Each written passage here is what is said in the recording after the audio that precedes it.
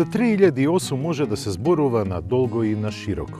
Ние го запознавме пред 2 години кога излезе од производните ленти и го тестиравме во рамките на финалистите на Аутобест. Не ја доби титулата Аутобест, но како утеха дојде титулата на Европски автомобил на годината за 2017. Може да кажеме сосема заслужено, бидејќи остварувањата како што се iCockpit, потоа храбриот дизајн кој го има на каросеријата, придонесоа ова спортско корисно возило произведено во Франција да стане бестселер во својата класа. На повторно возење го имавме Peugeot 3008. Првите впечатоци што ги добивме кон крајот на минатата година беа силни. Затоа во потполност ја оправдуваме титулата Автомобил на годината во Европа, а со големо изненадување ја добивме веста за овогодишната титула Женски автомобил на годината. Токму поради тоа сакавме да го повозиме и да ги најдеме женските аспекти во 3008. Улогата како гласник на новиот дизајнерски јазик, пионер во имплементирањето на технологиите и надежите за иднината на марката, ова спортско корисно возило е неоспорна. Храбриот дизајн кој бескрупулозно ги открива мускулестите линии и поставува нови стандарди во класата се пренагласени. Може би таквиот приот е атрактивен за припадничките на понежниот пол, па не ги кријат своите симпатии кон атлетски градената надворешност. Гледајќи го 3008 може лесно да заклучиме дека неговиот изглед не е функционален, туку е извонредно атрактивен.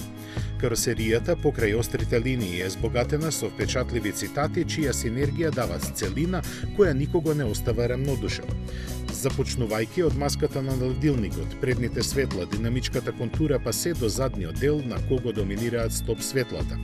Вака спакуваната каросерија поставена на 18-инчни тркала делува жешко, иако возењето се одвиваше на температури под нулата. Вела дека атрактивната надворешност е најлесен начин да се освои срцето на дамите, но многу од нив сакаат да добијат уште посилен впечаток за карактерот и внатрешните квалитети. Тука Peugeot 3008 несомнено е во предност. Со самото влегување станува јасно дека се наоѓате во возило ориентирано кон иднината. Комодитетот е одличен, седењето удобно, а престојот во кабината не може да здосади дури и на проберливите. 3008 е првото возило на марката со инкорпорирани iCockpit дизајн и одлики на внатрешноста. За неа, најкратко и најпрецизно би било ако кажеме дека серијата зафати го направи престојот едно од најпријатните места во сегментот. И пошироко, бидејќи на предното амбиентално светло и сензорските копчиња не се среќаваат така често, а по 2 дисплеја имаат само доста поскапите возила.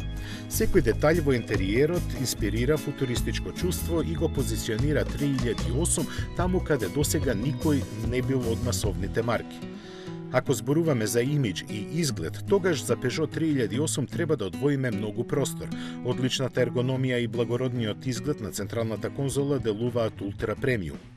Кога сте зад управувачот на 3008 се чувствувате како во кокпит на интергалактички брод.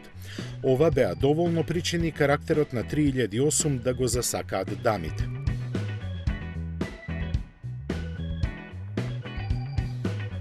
Ке се судриме со уште едно клише кое вели дека за жените не се важни возните својства. Дали е тоа така нема да елаборираме, но сигурни сме дека за дамите подеднакво е важна сигурноста како за мажите, ако не и повеќе.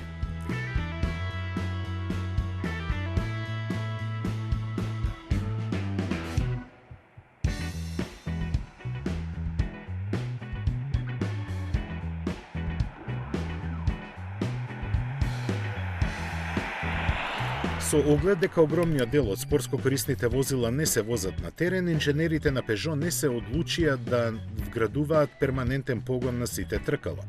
Во возењето не се чувствува одсутноста на перманентниот погон на сите тркала. Иако имавме пневматици со универзални карактеристики, не бевме разочарани од возните својства. Немавме никакви проблеми или интригирачки ситуации. Водени од основните принципи на возењето по лизгави коловози, не ја искушувавме среќата и примерно примерно ја исползувавме 3008-ката. 1,6 литрениот HDI мотор со 120 конски сили сосема безгрижно работеше и овозможуваше добри перформанси. Цело време возилото е под будниот надзор на електрониката, чие работење беше нагласено поради временските услови.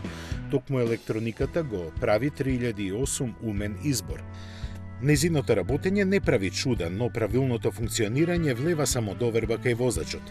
Во секојдневно исползување 3008 се однесува одлично. Во целост доаѓа до израз удобноста, препознатливиот француски автомобилски шарм и маневрабилноста типична за Peugeot. Ако овие атрибути се женски, тогаш во потполно се слагаме со изборот. За крај останува да заклучиме дека машките и женските приоритети во возилата се помалку или повеќе идентични. Изгледот е релативна категорија, а убаво не е она што е убаво, туку она што им се допаѓа на луѓето.